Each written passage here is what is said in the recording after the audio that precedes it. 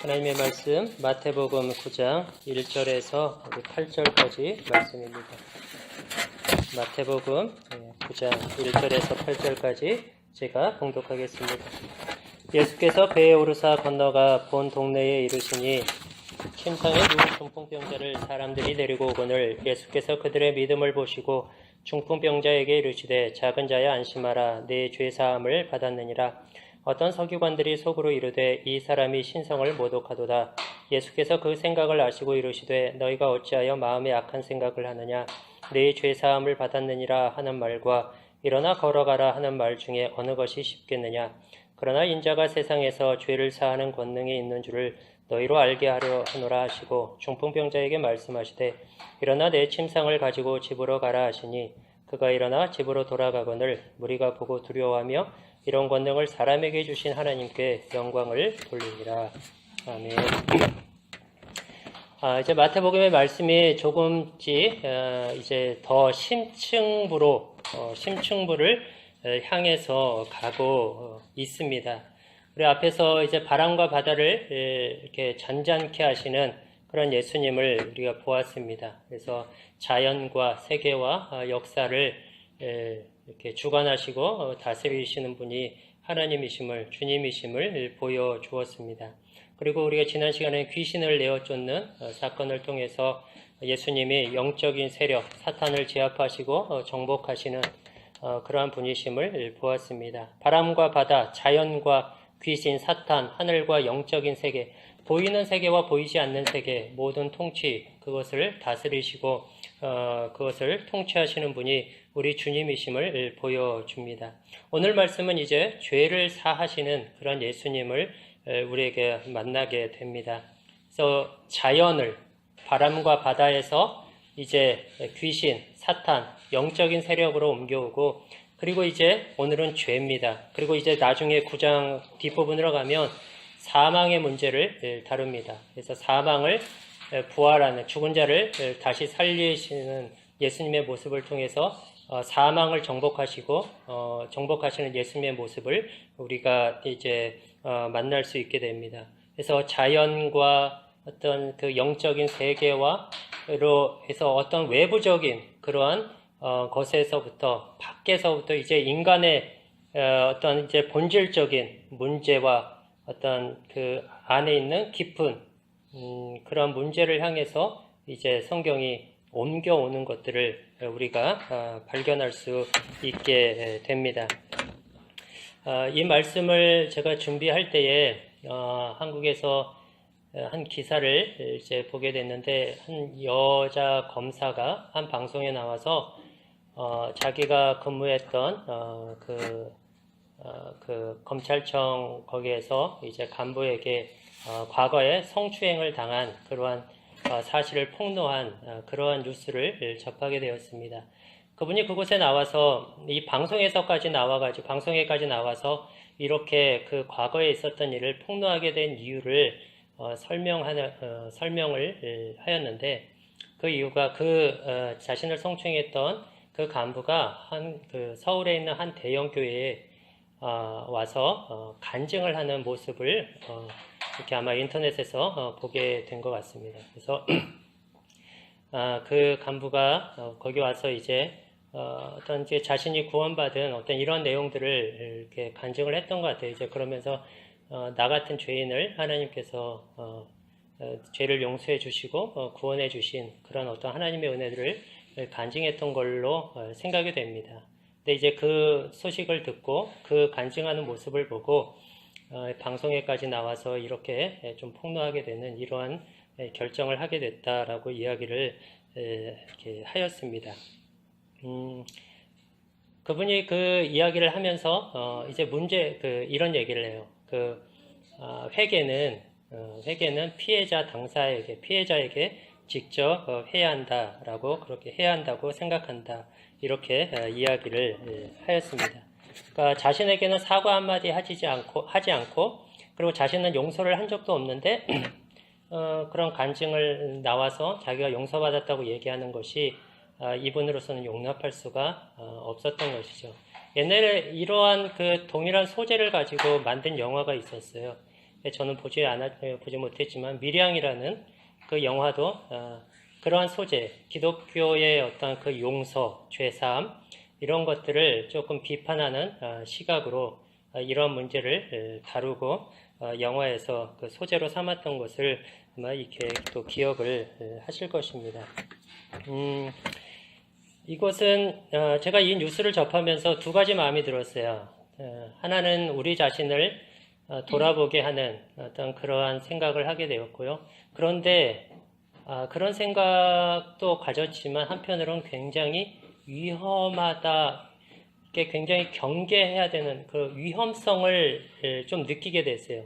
어떤 위험성이냐면 이것이 복음이 위협받을 수 있는 그러한 위험성이 있는 그러한 일이 될 수 있겠다라고 그렇게 생각이 됐습니다. 여러분, 방송이 얼마나 이제 큰 어떤 힘을 가지고 있습니까? 방송에서 어떤 사실들이나 어떤 이야기들 한번 되어지고 나면 그런 것들이 뭐 일파만파 퍼지고 그것들이 사람들의 어떤 생각과 어떤 어떤 결정을 하는 데 있어서 생각을 판단하는 데 있어서 거의 많은 지대한 영향을 끼치게 되죠. 근데 이분이 이렇게 표현하는 말과 과거 그 밀양이라는 영화 속에서 보여주는 그러한 어떤 그 기독교를 향한 비판들이 한편으로는 우리의 허물을 세상의 교회를 바라보는 시선이니까 그것들을 무조건 우리는 그렇게 바라보는 것을 우리가 비판하지 않고 우리를 자성하는 것으로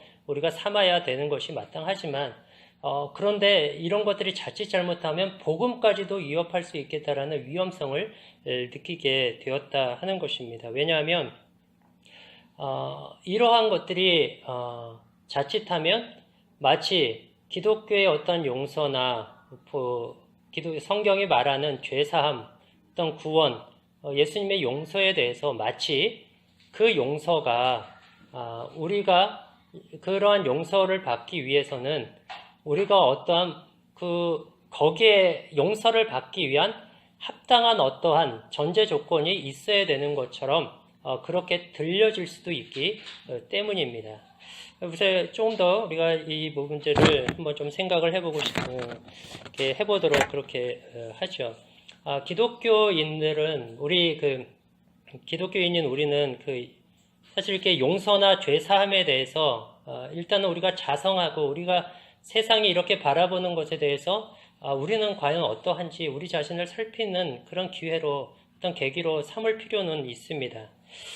우리 한국 기독교에서는 죄 사함과 구원에 있어서 하나님의 은혜를 강조해 왔습니다. 그리고 지금도 강조하고 있고요. 왜냐하면 인간이 무엇을 얻을 때에는 그것에 있어서 어떤 얻을 만한 어떤 그런 조건이나 이유를 갖고 싶어 하는 본성이 있습니다. 그러니까 이것이 내 것이 된다라고 얘기했을 때는 그것이 확실하게 내 것이 되기 위해서는 누가 이거를 준다, 뭘 준다 그러면은 하다못해 그 사람의 각서라도 받고 싶어 하는 것이 우리의 어떤 본성 속에 자리하고 있는 거예요. 그래서 그것이 내 것임을 이 각서를 통해서라도 확인하고 싶어 하는 거예요. 그래서 구원에 있어서도 어떠한 우리가 선행이라든지 아니면 구원을 내가 정말 하나님 앞에 전심으로 이렇게 회개했다라든지 하는 것들로 내가 이런 회개를 했습니다. 내가 이때 이러한 일을 했고 그러니까 저는 좀 그래도 구원을 받을 만한 그런 자격이 되지 않을까요? 라는 이러한 어떤 이걸 공로주의라고 그럽니다. 이러한 공로사상, 이러한 내가 어떤 구원을 받을 만한 조건과 이유를 가지고 있어서 그래서 내가 받은 구원이 확실한 거, 그렇게 삼고 싶어 하는 마음이 있는 거예요. 그래서 하나님이 그냥 은혜로 주었다, 그냥 쉽게 말해서 공짜로 얻었다 그러면 불안한 거예요. 그래서 각서라도 받고 싶고 예수님한테 할 수만 있다면, 아니면 그 구원이 내 구원이 되도록 하기 위해서 내가 과거에 조금 이렇게 공로를 쌓은 것이 있다라든지 아니면 공덕을 쌓거나 선행을 했거나 아니면 눈물 콧물 다 쏟으면서 그날 밤에 내가 밤을 새면서 소나무 뿌리를 앞에서 그냥 소나무를 흔들면서 기도했던 어떤 이런 거라도 붙잡고 그 구원을 나의 것으로 삼고 싶어하는 인간 속에는 그러한 본성이 있습니다. 그래서 그것이 아님을 강조하고 오직 우리는 하나님의 은혜로 구원받았음을 강조하기 위해서, 그리고 그것이 사실은 성경이 이야기하는 것이고, 너희가 의롭게 된 것은 행위로 말미암음이 아니라 믿음으로 말미암았다. 그 믿음은 조건이 아니라 행위와 반대되는 개념이거든요. 그러니까 거기서 행위로 믿음이라고 하는 것은 내가 예수를 믿었기 때문에 구원을 받는다가 아니라 행위와 반대되는 개념으로 성경이 설명하고 있는 거예요. 행위는 원인과 결과의 법칙인 거예요. 내가 이것을 했기 때문에 이런 것이 얻는다. 근데 그것이 아니라는 개념 속으로 하나님께서 믿음을 얘기하시는 거예요. 성경이. 행위와 원인과 결과의 법칙이 아니라는 거예요. 그는 거저 주신 거예요. 그래서 은혜라는 말을 씁니다. 은혜라는 뜻은 받을 자격이 없는 자에게 베풀어지는 선물인 거예요. 거저 주어는 것입니다. 그래서 그것들을 이제 한국교회에서 이제 강조를 많이 해줘. 그리고 그것은 마땅히 강조되어야 되는 내용입니다. 죄사함과 구원에 있어서 우리가 하나님 앞에 쌓을 것은 없습니다. 캐톨릭에서는 50대 50이라고 그러죠. 하나님의 은혜가 50이고 우리의 선행이 50입니다. 그래서 카톨릭에서 그토록 선행을 열심히 하거나 이런 것들을 힘쓰는 이유가 거기는 그것을 해야만 구원을 얻는 것으로 조건이 되어 있기 때문에 그래요. 그런데 성경에서 얘기하는 우리에게 조건이 없어요. 우리에게 이유가 없고 우리는 50을 쌓을 만한 실력도 되지 않습니다. 50이 되면 우리는 50을 채울 수가 없는 거예요. 그래서 우리는 그런 구원을 얻을 수가 없어요. 이렇게 성경이 이야기하는 것을 우리는 강조해 왔습니다. 그런데 문제는 이러한 하나님의 은혜를 강조하다, 그것이 문제는 아닌데 이것이 너무 어떻게 얘기할까요? 익숙해졌다고 그럴까요? 이게 시간이 흐르면서 너무 이제 잘 아는 것이 되어버렸는 것 같아요. 잘 아는 것이 되고 너무 익숙한 것이 되는 거예요. 이건 불신자들도 압니다. 교회에서 어떻게 구원을 얘기하는지 불신자들도 압니다. 그러다 보니까 하나님의 은혜의 그 크기와 깊이와 어떤 그 무게에 대한 그런 깊은 사색과 묵상과 이런 것들이 없고, 그러니까 삶의 변화들도 잘 나타나지 않고 너무 쉽게 하나님의 은혜를 이야기하고 죄사함을 얘기하고 용서를 이야기하고, 그러니까 이렇게 너무 이렇게 하나님의 은혜와 복음의 그 묵직함들이 이렇게 많이 사라지고 그 복음과 은혜가 너무 가볍게 교회 안에 또 성도들 안에 그렇게 다가온 그러한 모습들이 있지 않나. 이렇게 사회에서 비판하고 하게 되는 그런 것들이 그러한 어떤 복음에 대한 깊은 이해이기보다는 그것을 그냥 좀 이렇게 너무 가볍게 이야기하고 가볍게 취급한 그런 데에서 나타나는 그런 모습들, 그런 어떤 현상들이 아닌가라는 그러한 생각을 하게 됩니다. 복음의 은혜와 그 값짐의 그 크기를, 그 깊이를 헤아리는 것이 부족한 것이죠. 여러분은 하시나요? 십자가로 인한 죄사함과 그 복음의 은혜가 여러분들에게는 어떤 묵직한 것으로 이렇게 다가오고 있습니까? 십자가의 은혜와 그 복음이 여러분을 어떠한 책임으로 부르고 있는지, 우리를 어떠한 책임으로 우리를 초청하고 있는지, 그것이 다만 죄사함과 용서로만 끝나는 것이 아니라 그 은혜를 받은 자가 어떠한 자리로 부르심을 받고 있는지에 대한 깊은 이해와 어떤 그런 묵상과 어떤 그런 마음을 우리가 갖고 있느냐 하는 것입니다. 십자가의 은혜가 우리에게는 우리가 얼마만큼 죄인됨을, 나 자신이 죄인임을 아는지 만큼 우리가 하나님의 은혜를 경험할 수가 있습니다. 그래서 칼빈은 그러한 이야기를 했어요. 그가 쓴 기독교 강요라는 두꺼운 책이 있는데 거기 맨 앞에서 이야기하는 게 그겁니다. 우리가 하나님을 알아야 된다. 그것이 하나님을 아는 것에 대해서 이야기를 해요. 그런데 하나님을 알기 위해서는 뭘 알아야 되냐? 우리가 우리 자신을 알아야 된다라고 얘기해요. 우리 자신을 알아야 하나님을 안다. 그 이야기는 우리가 이렇게 표현할 수 있습니다. 우리가 우리 자신이 얼마만큼 어떠한 죄인인지 여러분의 죄인됨을 아는 만큼 하나님의 은혜를 알게 되는 거예요.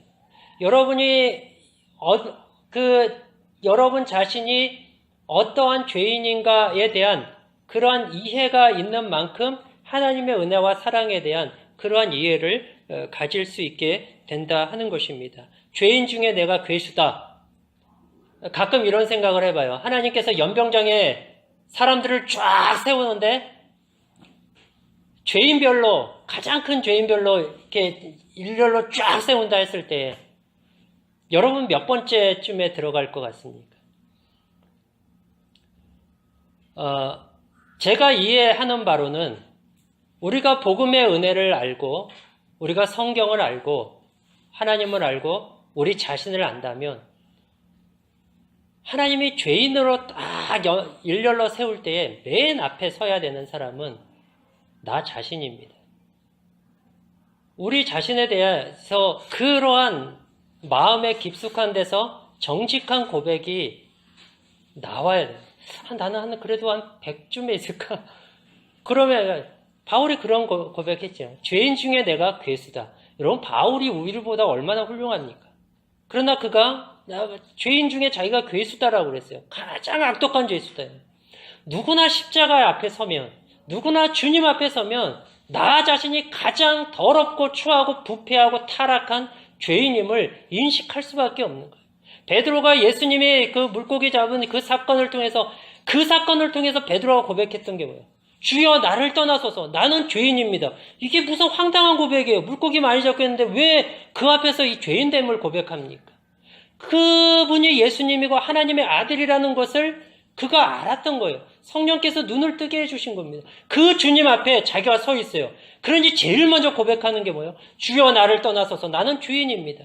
우리가 십자가의 은혜 앞에 주님 앞에 정직하게 서면 내가 죄인 중에 계시요 면병장에 하나님께서 죄인의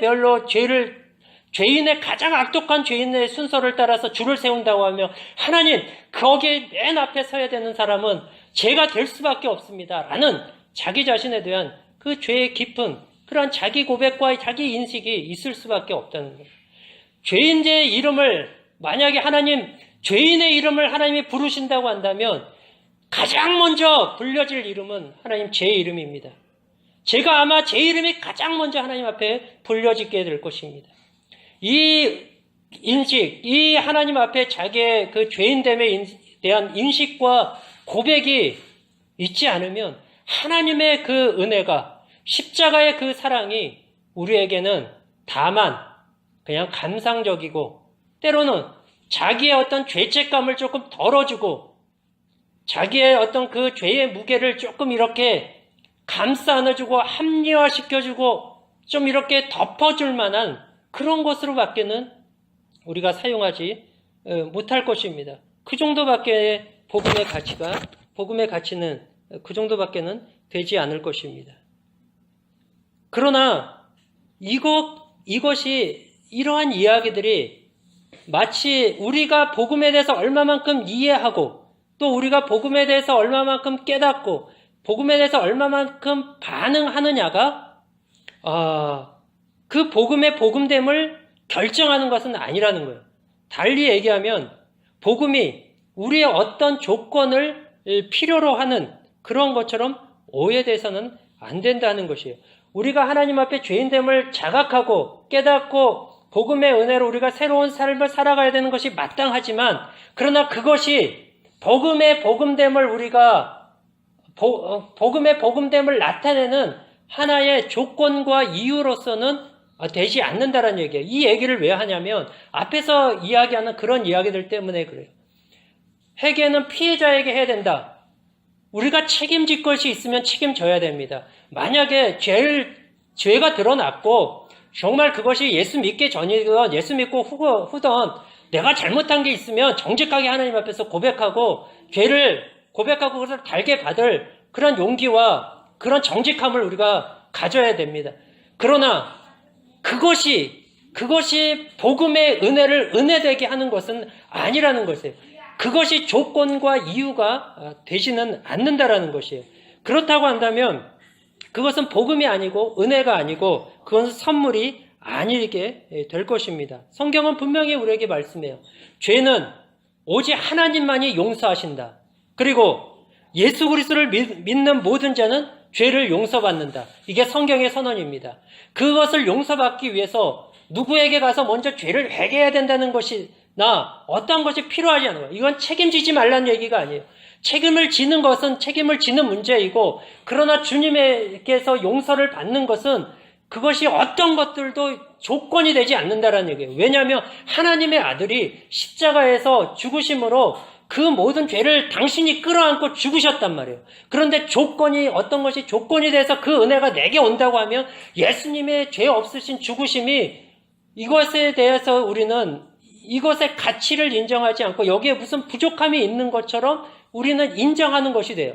그렇기 때문에 그러한 세상에서 하는 비판의 소리를 우리가 겸허하게 받고 우리 자신을 살피는 유익으로 삼아야 하겠지만, 그러나 그것이 마치 그렇게 해야 내가 용서받고 복음이 우리에게 찾아오는 것처럼 그렇게 복음이 왜곡되거나 축소되거나 변질되어서는 안 된다. 그런 것들은 우리가 경계해야 된다라는 것을 우리가 다시 한번 우리가 확인해야 되는 것입니다.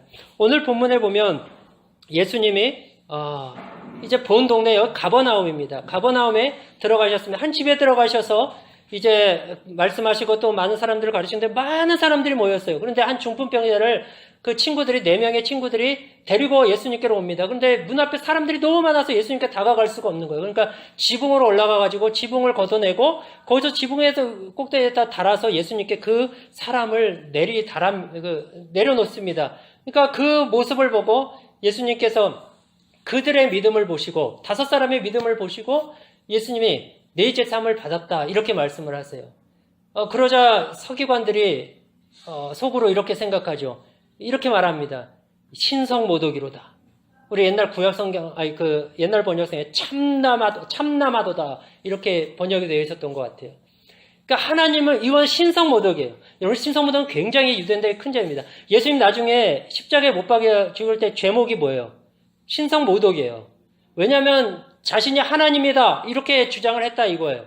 그래서 십자가에 그들이 제목으로 삼았던 게 그거거든요. 예수님이 다른 죄를 찾을 수가 없으니까 그렇게 제목을 달아서 제목을 주어서 예수님을 십자가에 못 박아줍니다. 그러니까 이건 죽일 수 있는 만큼의 커다란 죄인 겁니다. 서기관들이 그렇게 생각을 합니다. 신성모독이도다. 예수님이 그들의 생각을 아시고 이렇게 말씀하시죠. 4절에 보시면 예수께서 그 생각을 아시고 이르시되 너희가 어찌하여 마음에 악한 생각을 하느냐 내 죄사함을 받았느니라 하는 말과 일어나 걸어가라 하는 말 중에 어느 것이 쉽겠느냐.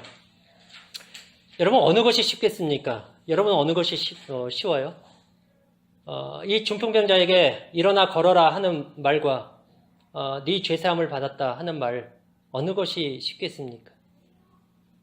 어느 것이 더 쉬워 보입니까? 죄사함 받았다라는 말이 이렇게 좀 쉬워 보이지 않습니까?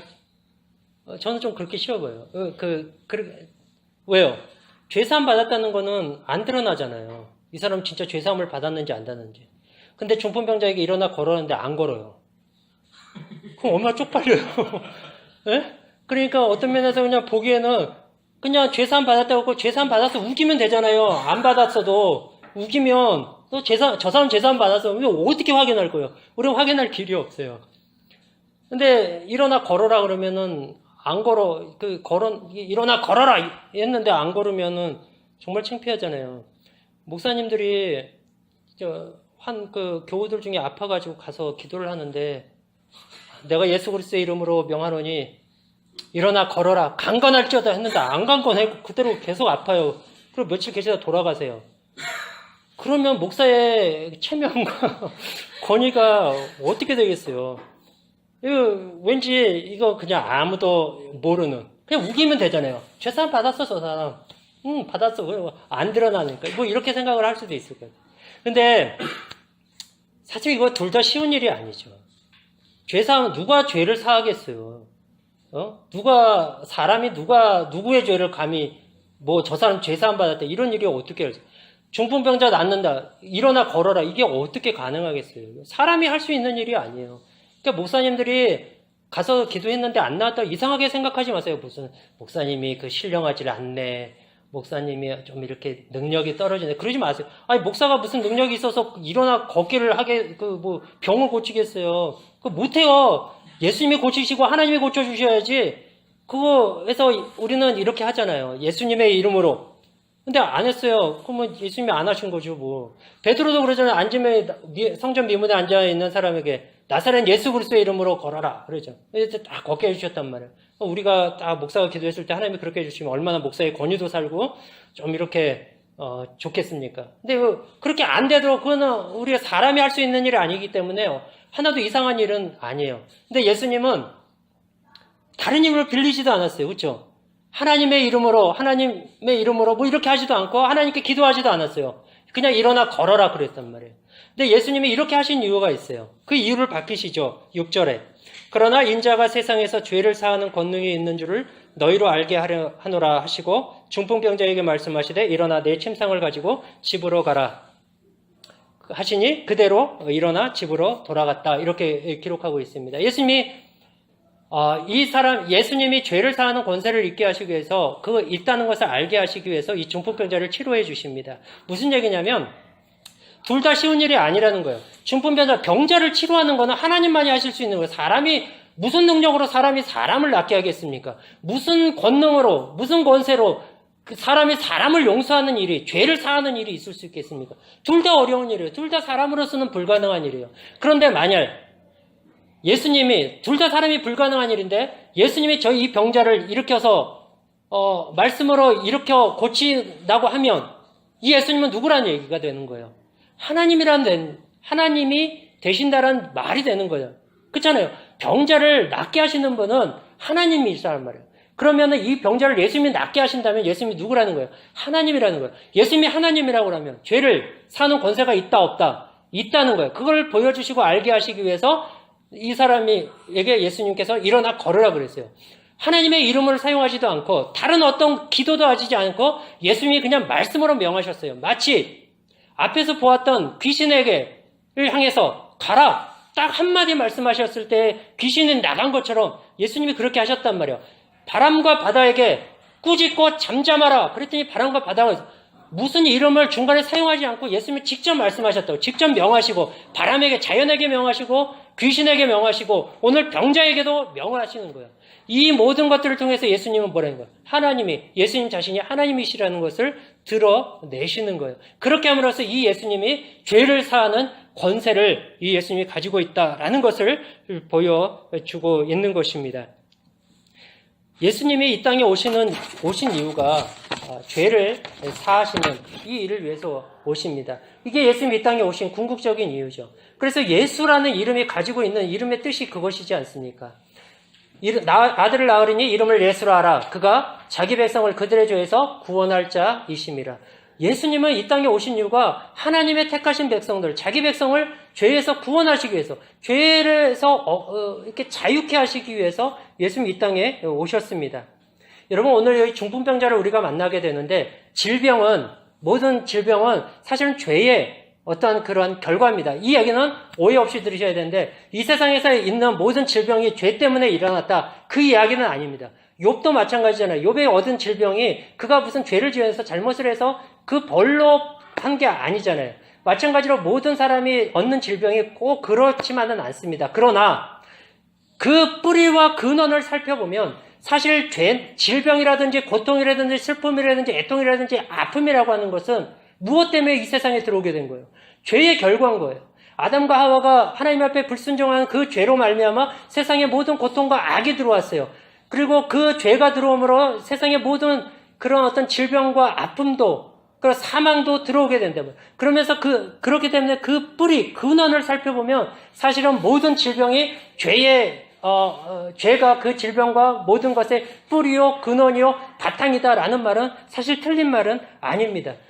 예수님은 바로 이 모든 질병과 악의 뿌리인 그 근원인 이 죄, 악을 제거하기 위해서 여기에서 이것들을 해결하시고 제압하시고 마치 바람과 바다를 제압하시고 귀신 사탄을 정복하시고 하신 주님께서 이제는 이 죄를 정복하시고 죄를 해서 사함을 얻게 하시기 위해서 이 예수님이 이 땅 가운데에 오신 것입니다. 예수님 이것을 어떻게 이루셨습니까?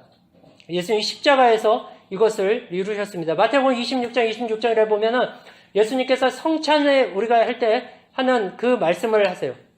이것은 죄 사함을 얻게 하려고 너희를 위하여 흘리는 바 나의 피 곧 언약의 피입니다. 예수님이 그 마지막 6월절 제자들과 마지막 만찬을 하시면서 떡을 뗍니다. 그리고 포도주를 함께 마시면서 이 떡은 내가 너희를 위하여 주는 내 몸이다라고 말씀하셨어요. 예수님이 떡이 찢겨지는 것처럼 그 몸이 찢겨지고 상하여서 우리의 죄를 사하신다라는 거예요. 예수님의 피가 흐르면서 예수님께서 피 흘리심으로 십자가에서 그렇게 죽으심으로 우리의 모든 죄가 맑게 씻겨지심을 그렇게 예수님께서 말씀하고 있는 거예요. 예수님 십자가에서 이 일을 이루셨습니다. 그것이 어떻게 우리의 것이 됩니까? 오늘 말씀에 나오죠. 중요한 포인트 2절 말씀에 보면 예수께서 그들의 믿음을 보시고 중풍병자에게 이르시되 작은 자의 안심하라 뇌 제사함을 받았느니라. 그들의 믿음을 보시고 죄사함 받았다라고 선포하십니다. 이게 되게 중요한 표현이에요. 장차 예수님께서 사람들이 어떻게 죄사함을 얻게 될 것인가?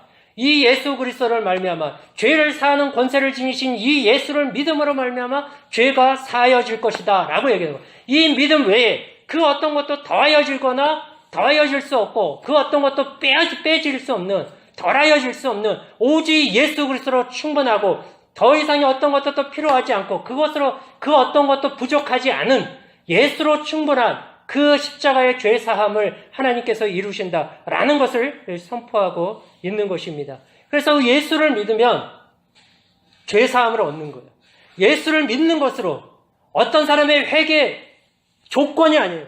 어떤 사람의 용서를 빌고 그 사람에게 먼저 사함을 받아야 되는 것이 조건이 아니라는 거예요. 책임을 져야 될 것이 있으면 책임져야 합니다. 그것은 마땅한 바고 우리는 그런 정직함과 용기를 갖게 되려고 주님께 기도를 해야 돼요. 그러나 그것이 조건은 될 수 없단 말이에요. 그것이 십자가의 은혜가 내게 오는데 예수 그리스도의 죽으심 외에 그 어떤 것들도 더 필요치 않다라는 거예요. 예수의 죽으심으로 충분하다는 어떤 것도 부족하지 않아요. 더해질 수 없고 그렇게 더 빼줄 것도 없고 오직 예수 그리스도로 충분하다 하는 것입니다. 원리는 간단해요. 죄사함을 얻는 은혜는 예수 그리스도를 믿음으로 되어집니다. 왜요? 예수께서 죄 없으신 하나님이 이 땅에 오셔서 그 모든 것들을 당신이 친히 십자가에서 죽으심으로 모든 죄값을 담당하시고 죽으셨기 때문에 더 이상 어떤 것도 더 필요치 않아요. 그래서 우리는 그분을 믿으면 예수 그 죄사함을 받고 의롭다함을 얻고 하나님 앞에 설 수 있는 주님 나를 제가 용서받았습니다 라는 고백을 감히 할 수 있는 은혜를 담대함을 우리는 얻게 된단 말이에요. 원리는 간단해요. 그러나 이 원리가 간단하다고 해서 그 내용이 결코 가볍거나 쉽거나 그 값싼 것은 결코 아닙니다. 이 간단한 결과가 오기까지 무겁고 값지고 헤아릴 수 없는 하나님의 그 사랑과 묵직한 그리스도의 죽으심과 이 땅에 하나님의 영광을 버리고 자기를 비우시고 이 땅에 오시는 성육신의 이러한 모든 그 무거운 그 묵직한 그 과정들이 있었다라는 것을 우리가 간과하거나 그것들을 쉽게 우리가 생각해서는 안 될 것입니다. 은혜가 태어났어요. 새로운 아이를 하나님께서 우리에게 주셨는데 여러분 사실 저 아이의 생명은 예후의 죽음 없이는 태어나지 않을 생명입니다. 예후의 죽음이 없었다면 저 아이는 태어나지 않았어요. 태어나지 않았을 것입니다. 물론 여러분들이 그렇게 생각할 수도 있어요. 하나님의 뜻이면 이 아이도 태어날 수 있었겠죠. 물론 그렇게 이야기할 수 있을 것입니다. 그러나 적어도 우리에게는 아내와 저에게는 아무런 플랜이 없었습니다. 우리는 더 이상의 어떤 아이를 가질 생각을 전혀 하지 않았어요. 우리가 그 아이를 갖고자 했던 또 한 생명을 갖고자 했던 것은 예후를 잃고 나서 가졌던 거예요. 저 아이의 생명은 사실 예후의 죽음으로 인해서 난 생명이에요. 한 생명이 태어나는 것은 결코 가볍게 되어지는 일이 아닙니다. 우리의 죄사함과 우리가 의롭게 되고 하나님의 구원을 얻은 것은 결코 값싼 과정을 통해서 이루어진 것이 아니에요.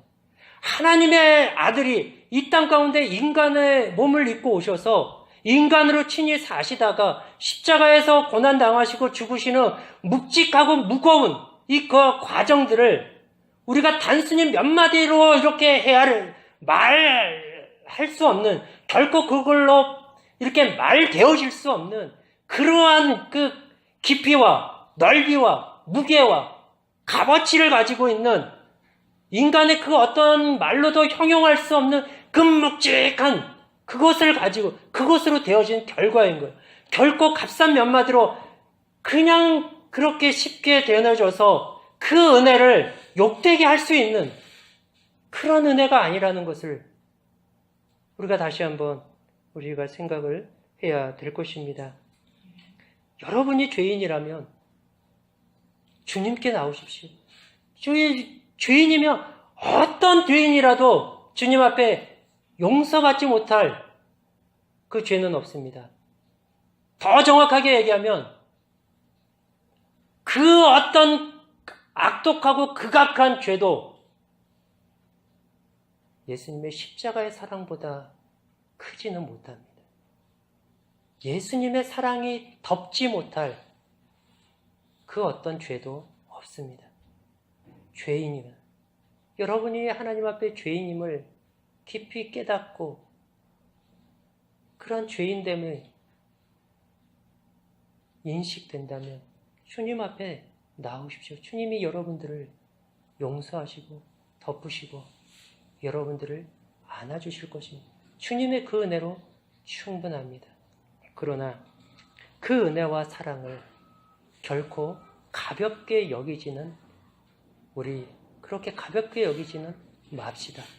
하나님의 은혜가 그 결과가 단순하고 원리가 쉽다고 해서 이제까지 우리가 함께 생각하고 나누었던 것처럼 그 과정이 결코 가볍지는 않은 것입니다.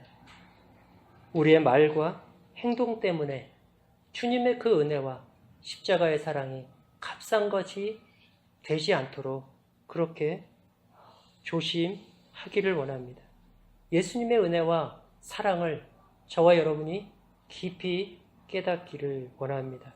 그래서 그것이 여러분의 것이 되고, 그래서 그 신앙의 무게와 깊이와 그 어떤 그 묵직한 그 은혜를 가지고 주님을 따르기를 원합니다.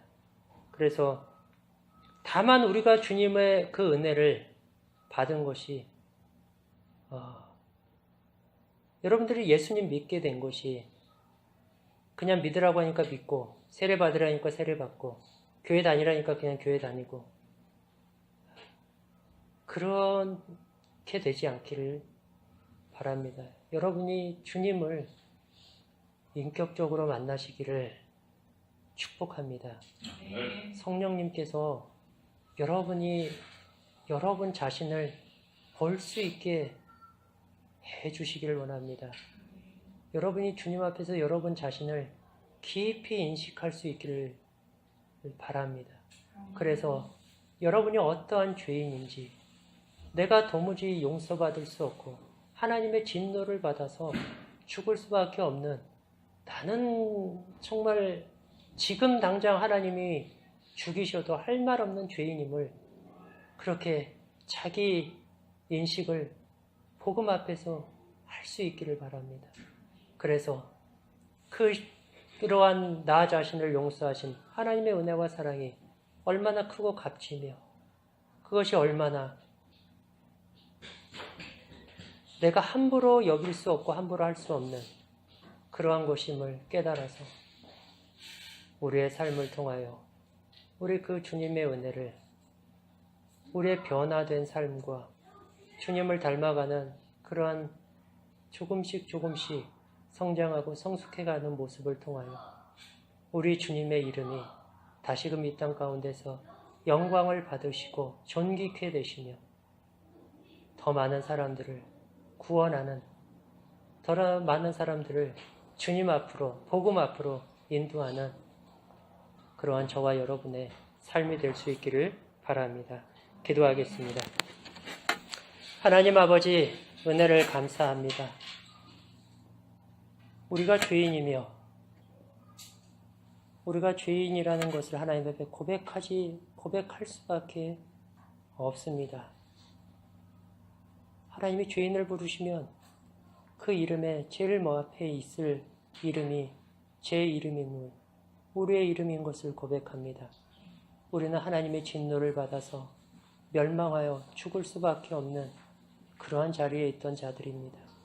아버지 하나님, 이러한 자를 주께서 우리를 사랑하시고 예수의 그리스도의 값진 보혈로 죽으심으로 우리를 사하여 주셨습니다.